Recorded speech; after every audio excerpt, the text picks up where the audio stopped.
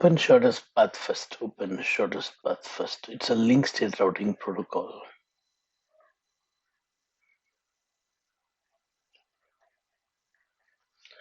And it uses cost, which is calculated automatically based on the bandwidth.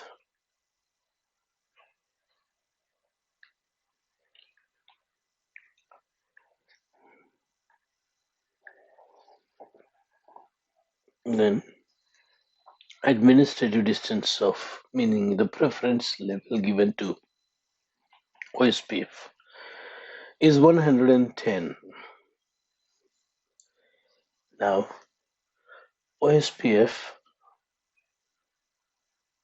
has got unlimited hop count support.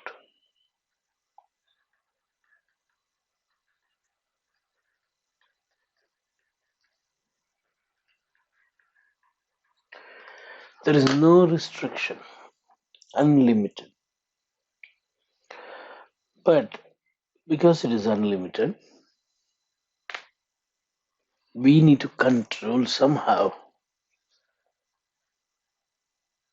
the amount of advertisements, amount of updates that will be sent out. When we don't do that, the performance will go bad.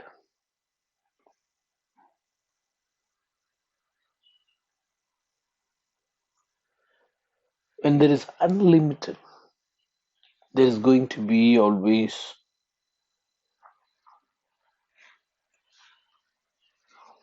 unexpected problems,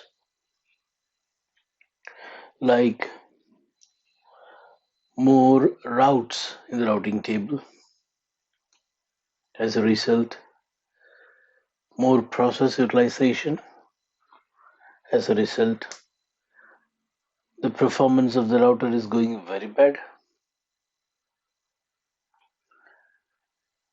More the network,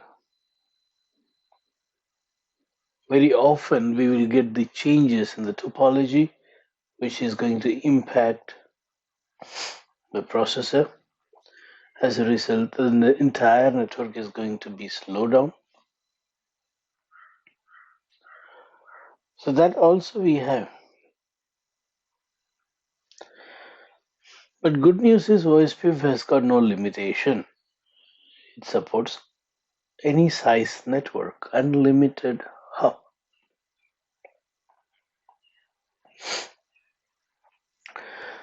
This is another reason why OSPF is more popular. You take any big technologies today, networking, you will see OSPF, BGP, MPLS. Very rarely you will see ISIs instead of OSPF. So OSPF is really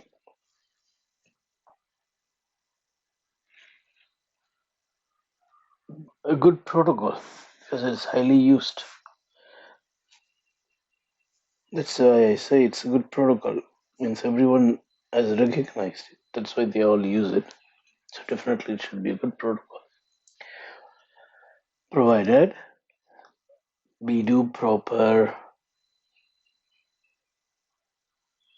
summarization and much more is there actually. So as I said earlier, unlimited hop count will always create unlimited problems. To have a limited problems, you need to do some design tuning. You cannot simply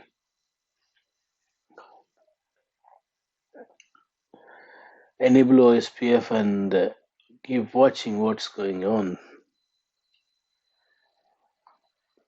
So, what sort of design?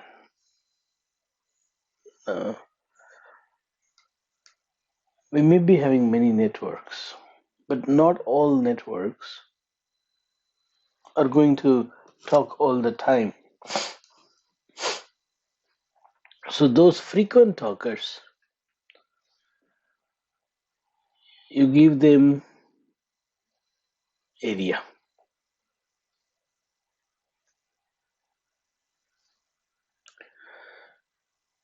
For example, router 2, 3.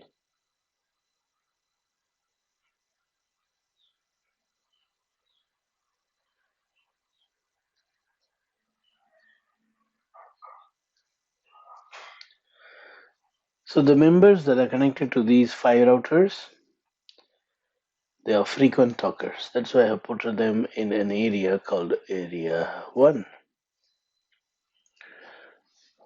And if you notice, all the networks here will be something like this.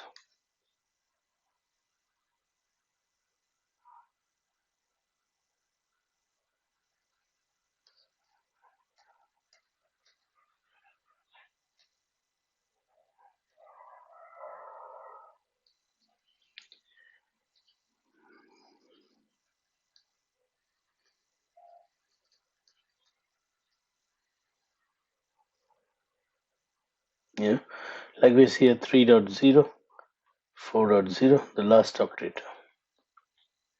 This is how it is going to be. And again, we take next group of routers which frequently talk inside another area.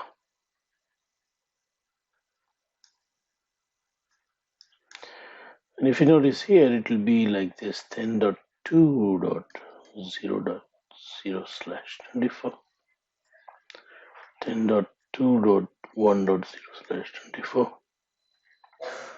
10.2.2.0/, something like this.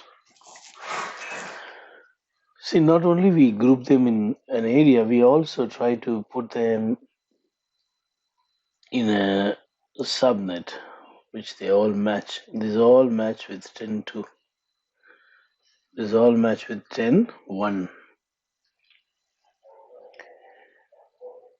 Now, these two called as non-backbone areas.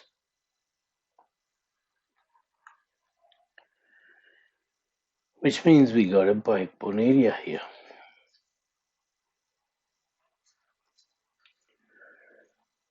To connect between backbone areas, to connect between non-backbone areas, we have backbone area.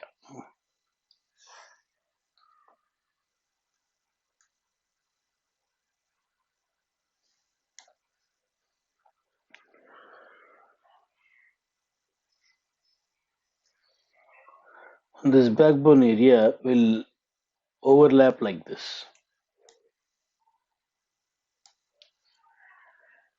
You see here, this area is overlapping here and here.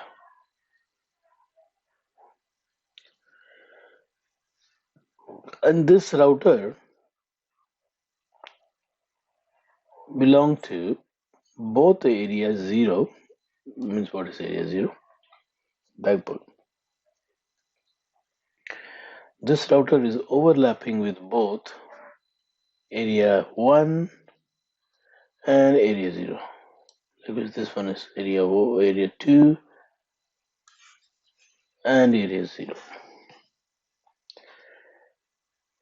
So to this area 0,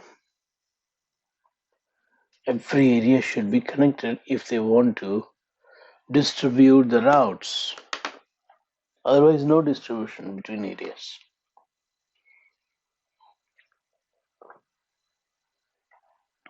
See, this entire office got many areas. And every area should be connected to this backbone area. Area 0 is the number 0, reserved for backbone area. Area 0 means OSPF will say, this is a backbone area.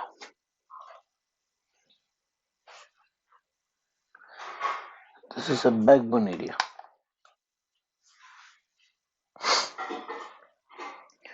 Now, what is special with backbone area?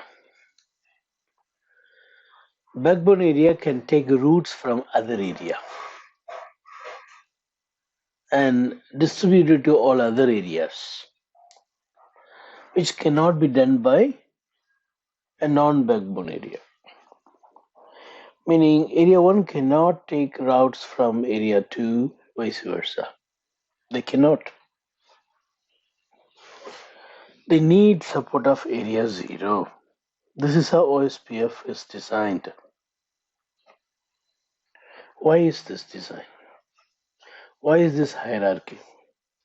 Why do we have this two-level approach?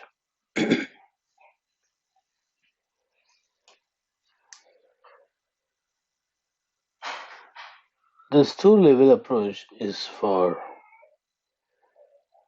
controlling the advertisements that will be flooded. You see, I say bigger the network, big the problem is. When we have unlimited hop count support, problems are going to be bigger and we should be ready to control the problem. This is how OSPF is designed to control the problem. We put the subnets that have got some sort of similarities, like frequent talkers, in areas, multiple areas. But once in a while they do communicate to other areas. For that, the route of area 1 should be distributed to route of area 2, routers of area 2, and routes of area 2 need to be distributed into routers of area 1. For that, we have a backbone area called area 0. And to communicate between area 2 and area 0, area 1 and area 0, we have a router in the border, the overlapping router. Only through this router, route updates of means network updates of prefix updates of area 1 will be taken into area 0.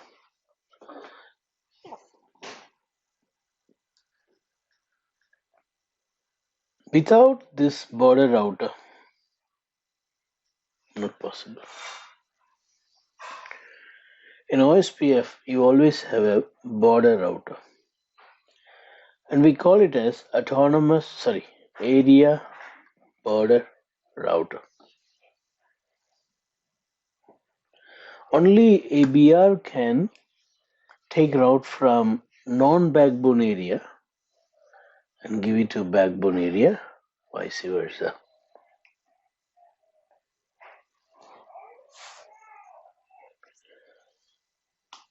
That's the job of ABR there. Fine. Now, what is the advantage of this hierarchy? Why do we need this two-level approach? In what way it is going to control the flooding of advertisements? You see, because you got ABR, a border, we can summarize. Again, summarization is not done by default. We can summarize saying all 10.1.00 network is with me. Means anything beginning with 10.1 is with me. What does ABR1 will tell? Likewise, ABR2 will say all that begins with 10.2 network is with me. As a result, the volume of updates that are going to be sent between areas will be reduced. When we don't do summarization, every small subnet of 10.1 and 10.2 need to be sent. That will be a bandwidth and process consuming. That's why summarization we have to do. And we don't do summarization wherever without any clarity. In OSPF, you have a very clear location, very precise location where summarization can be done. What is that? Border. So when we do summarization in the border,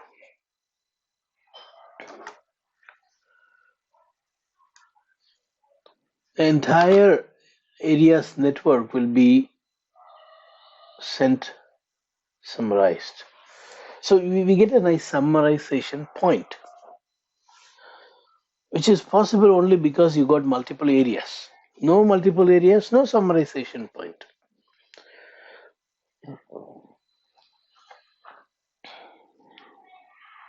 See, if because there are areas in your location during this corona period, the drama period, the drama was devastated very well. Street wise, area wise, they started blocking. Oh, in this area there is one patient, so let us block that street. Other streets are open. Only this street, no one should come out.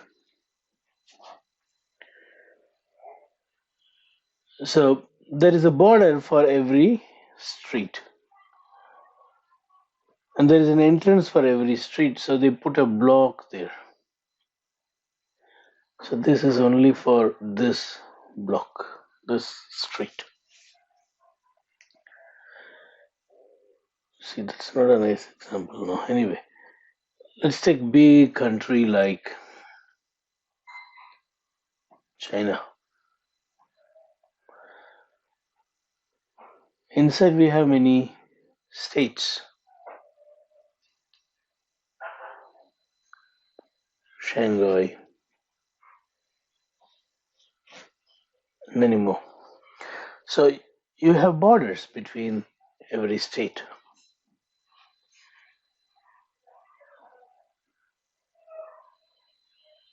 And if you want to do some sort of policy between the borders, sorry, between the states, you do it on the borders. Between the borders, you got a checkpoint. That is what ABR here. So we apply those policies in the checkpoint. The security guards who are in the checkpoint is going to check for that. Oh, I'll tell you one good example. There's a place called Pondicherry. Some of you know. Not some of you know, many of you know, because even in Africa you have Pondicherry restaurant in a very remote place of Nigeria. So everyone knows Pondicherry. Pondicherry and Tamil Nadu has got border. Behind that border, you can have any amount of liquor. The other side of border, you cannot have a huge amount, something like that. Even in Goa, I have never seen these things with my eyes. I just heard. So the policy of liquor is being applied on the borders. See, this is possible because you got area. This is Goa, this is Pondicherry. This is New York.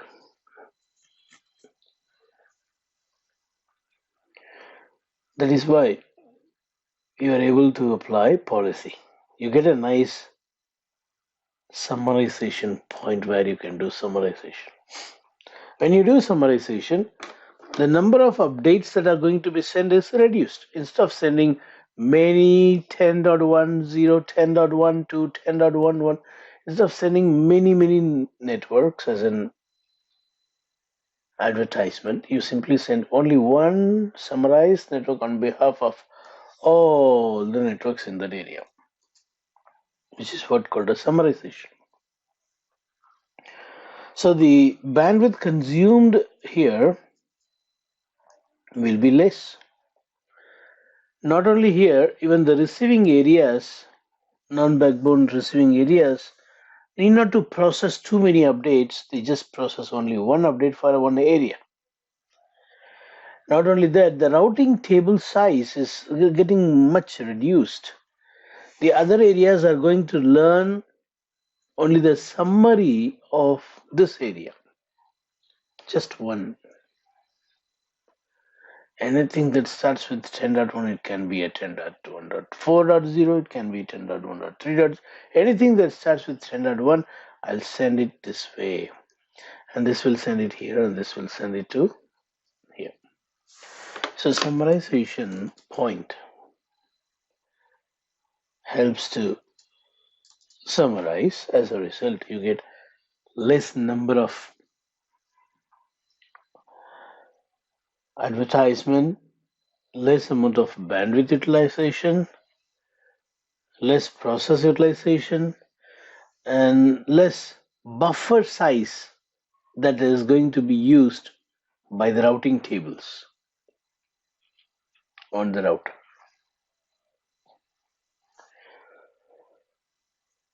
Not only this, if there is any problem, see, everywhere there are a lot of problems.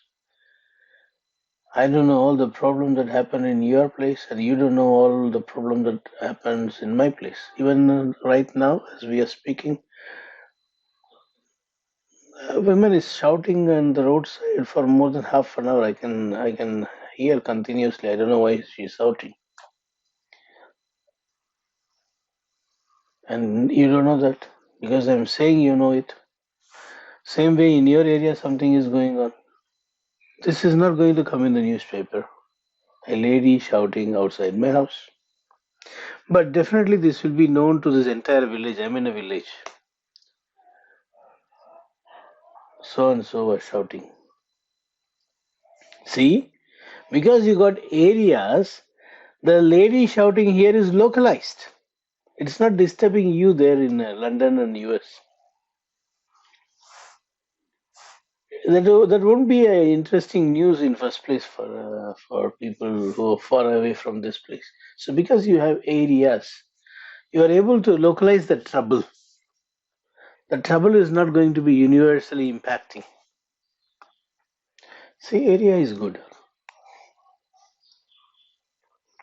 Localize the impact of topology change.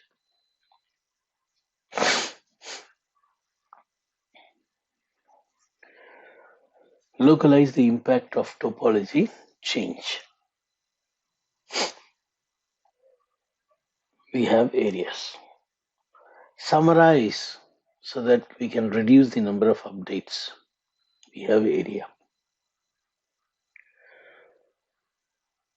Detailed advertisements is stopped in the border.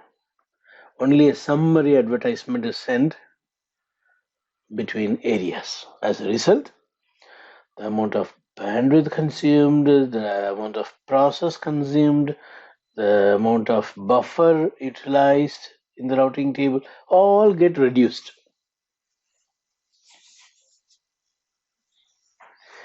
So OSPF has got unlimited hop count support. At the same time, it has got a neat design to support this unlimited hop count.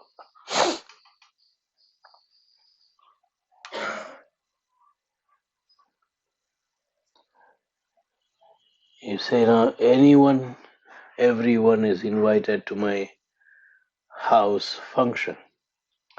After you say that, if you don't have proper arrangements to accommodate those people, any number may come in the evening. You said 5 to 9 we are having a function in our home. Everyone can come. When you say that,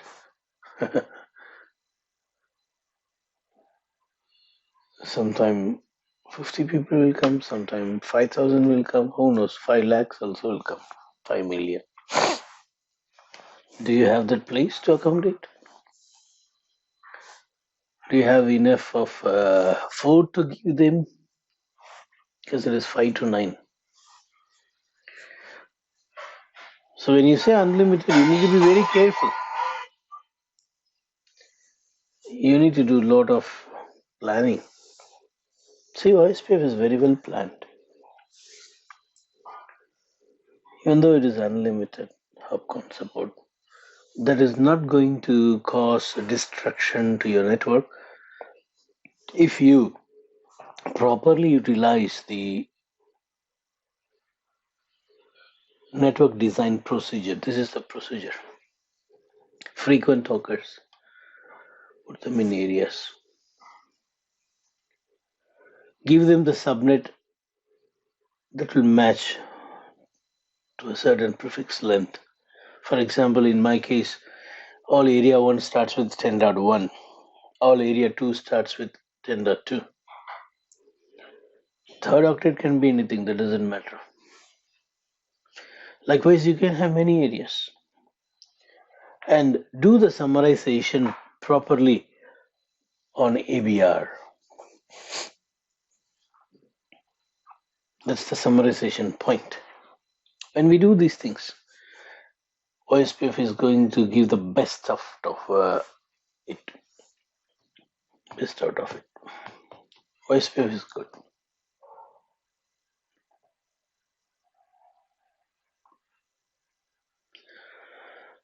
All right, so open shortest path first.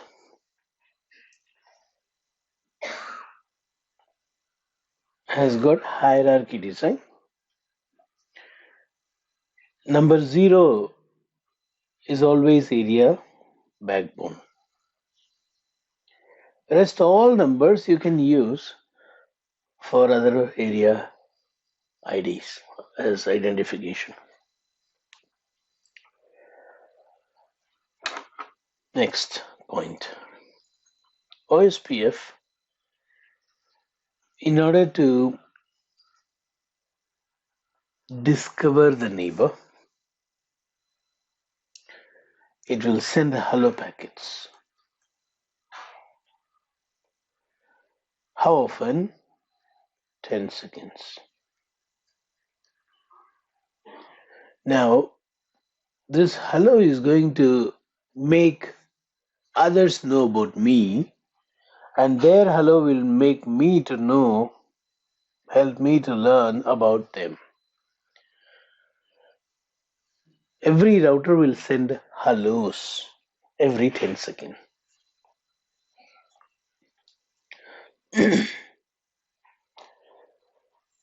This hello, which every router send out of 10 on every interface,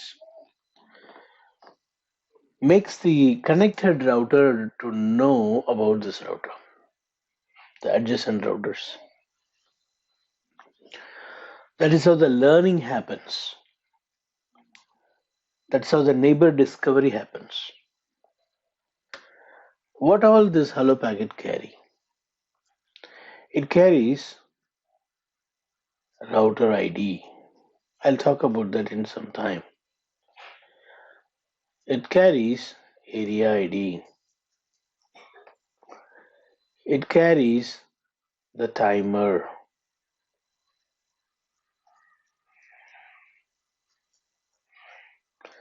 What is hold time? Meaning, after forming neighbor,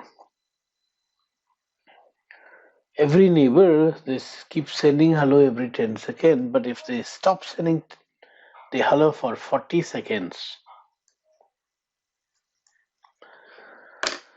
which is a hold time, means I hold the neighbor for 40 seconds and then I decide that neighbor is dead. A neighbor is supposed to send hello every 10 seconds. I wait for neighbor to send hello and expect the neighbor to send hello to me every 10 seconds. But I didn't get hello for 40 seconds. Then I cannot simply keep waiting.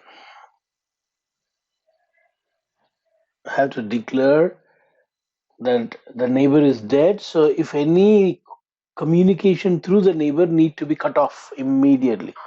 Find some other solution because the neighbor is no more. So to take the decision after how many seconds I have to remove a neighbor, we have all the time. This will also be sent. And then we have priority. We'll talk about that. And then we have authentication, authentication type, stub type, and special area types, and so on. There are many things sent in hello packets. Just the hello packet contain all this. Now you see, when a router send a hello packet, let's say these two routers are sending hello packet. Definitely, this hello that is coming out of here and this hello that is coming out of here are going to say, I'm coming from area 2. Because, this is area 2 router. Likewise, the hello coming from this point and this point is going to say, I'm coming from area 0. So there is an area 0 adjacency made with this. There is an area 2 adjacency made with this router. That's why this is what this is called as ABR router, area border router. It has got adjacency with two different area. One is backbone, another one is its own and backbone.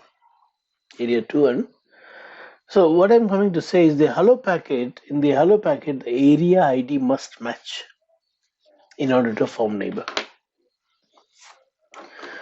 The hold time must match. Authentication must match. The other things need not to match.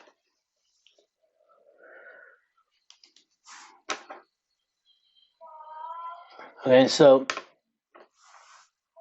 not only that, the hello packets will always also carry subnet. Will also carry neighbor list. In the subnet also should match. Meaning, if these two router need to form neighbor, when you put IP address here 10.1.1.1/24, 10.1.1.2/16, they don't form neighbor because here it's 24, here it's 16. They don't form neighbor. Here also it need to be 24. Subnet matters.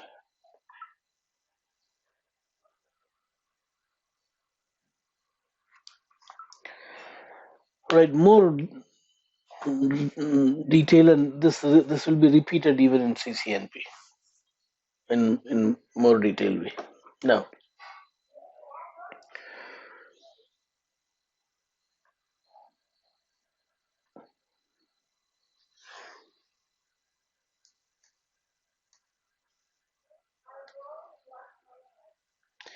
hello packets are sent every 10 seconds. Hold time is 40 seconds.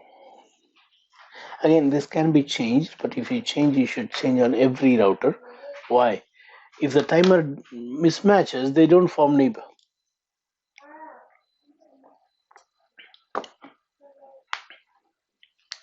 Now,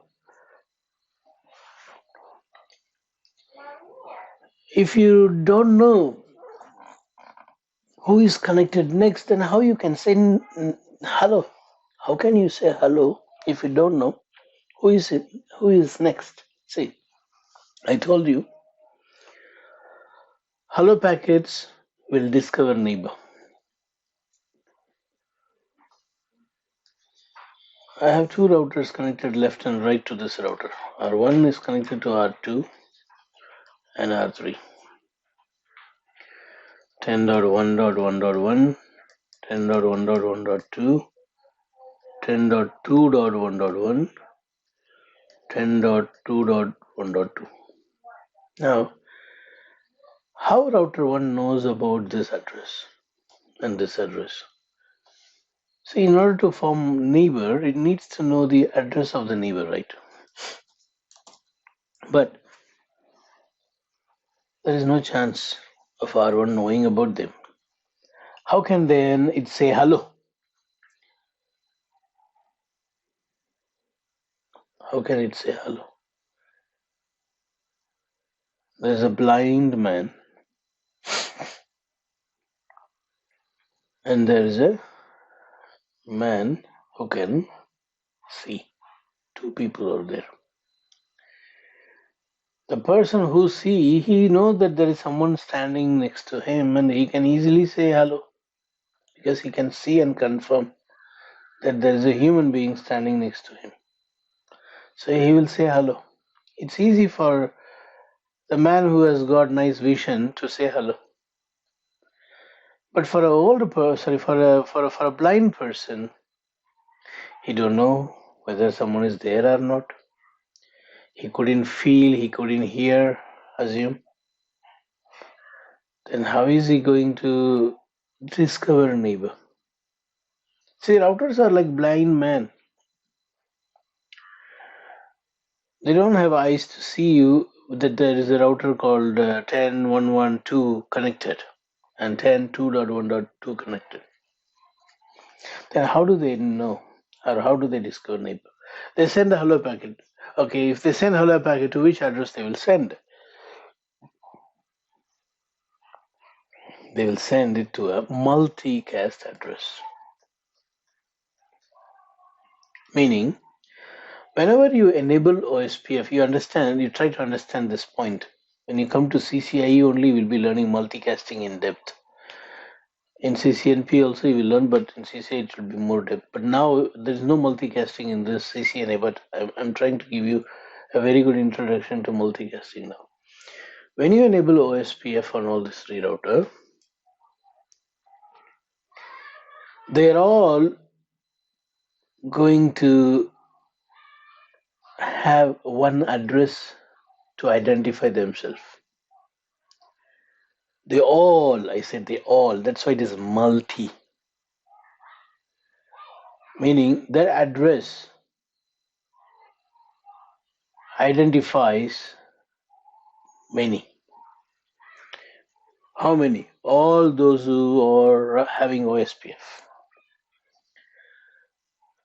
So you see the multicast address that automatically comes up on those routers where OSPF is running is 224.0.0.5. So every router where you put OSPF, they all will take membership. They will say, I belong to 224.0.0.5. They will all say, I belong to 224.0.0.5. Now, when routers send hello packets to this address, say for example, router 2 sends hello packet to this address. Because router 1 belongs to that same group, it will receive the packet. So for router 1 to receive the packet, you no need to know 10.1.1.1 address at all. You no need to know. Not necessary. Router 2 no need to know that my neighbor address is 10.1.1.1. I need to tell hello to 10.1.1.1. Not necessary. When it sends hello packet to 224.0.0.5, the connected OSPF enabled router can receive it because this becomes a member of 224.0.0.5 when we enable OSPF. Now, after receiving the hello packet, R1 discovers now R2, and R2 sends the hello packet along with R1 sends the hello packet along with the neighbor information, in which R2 is mentioned about when R1 sends the hello. When R1 sends the hello to 224.0.0.5, R3 knows now about R1 as well as R2 from the R1's neighbor.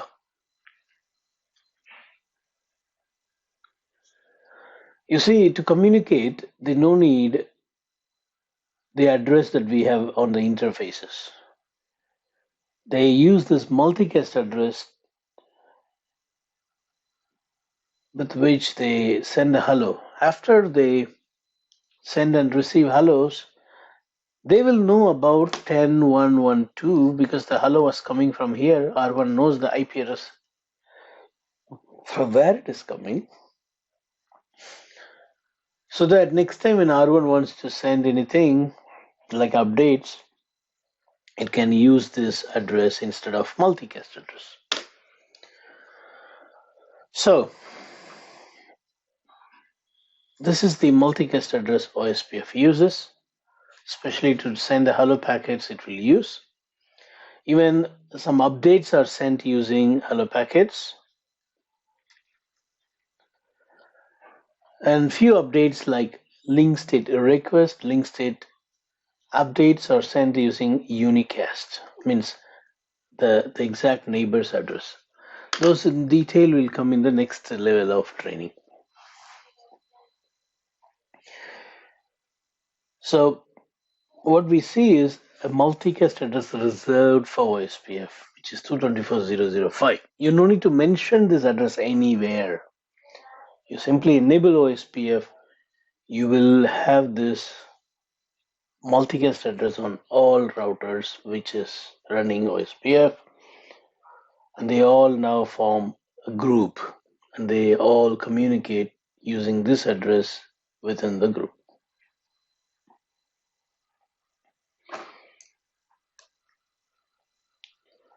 Now we know the need of area ID. Area ID tells to which area this router belongs to. We also have a router ID. Router ID is a 32-bit ID, which is identifying that router, which helps to identify that router. And this router ID is written in the IPv4 format, like 1.1.1.1. So you can give a name to the router so that the router can be identified by OSPF. We call it as router ID. And that router ID can be given manually like this. On each router you can say 11111, next router you can say 22222, the third router you can say 33333. You can give the router ID manually. If you don't do that, it will pick it up from the loopback interface. Now, the other day, I think I explained to you about loopback interface. If not, I did. I remember. It's a virtual interface where we assign an IP address, and when you ping that IP address, it will respond same like what a physical interface will do. Yep. So router IDs, if you don't manually configure on the routers, they pick it from the loopback interface. If you have many loopback interface, the biggest IP address from the loopback interface will be picked. let's say you did not configure manually, you did not configure any loopback,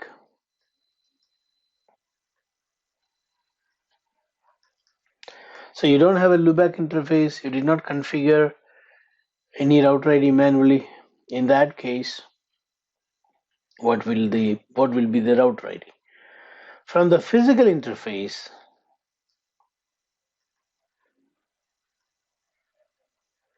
the biggest IP address is going to be copied as router ID.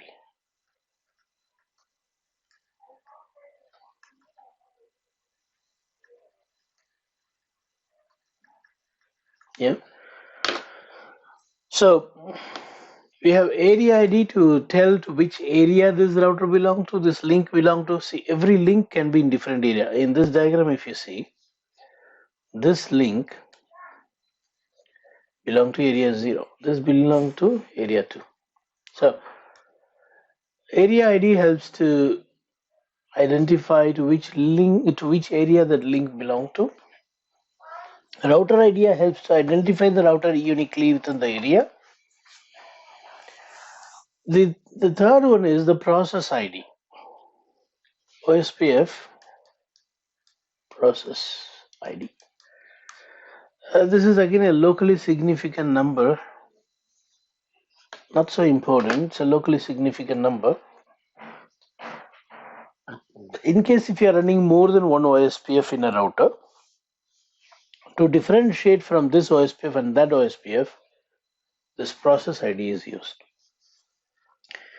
The use case of more than one OSPF, you will know only when you come to the service provider side, means CCIE, CCNP, MPLS, layer 3 VPNs, and so on.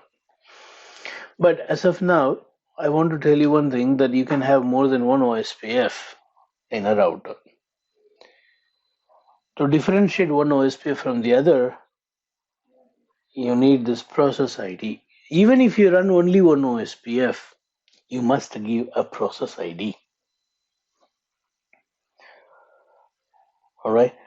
So all the necessary important fundamental points about OSPF has been delivered. In our next class, I'm going to demonstrate OSPF to you, and then we will move on to next protocol called RIP, Routing Information Protocol. But don't think this is all about OSPF. If you see in my channel, yesterday I finished 30th video on OSPF. 30 class of OSPF for CCNP. But whatever you have learned is very good fundamentals of OSPF. Master this. Any questions?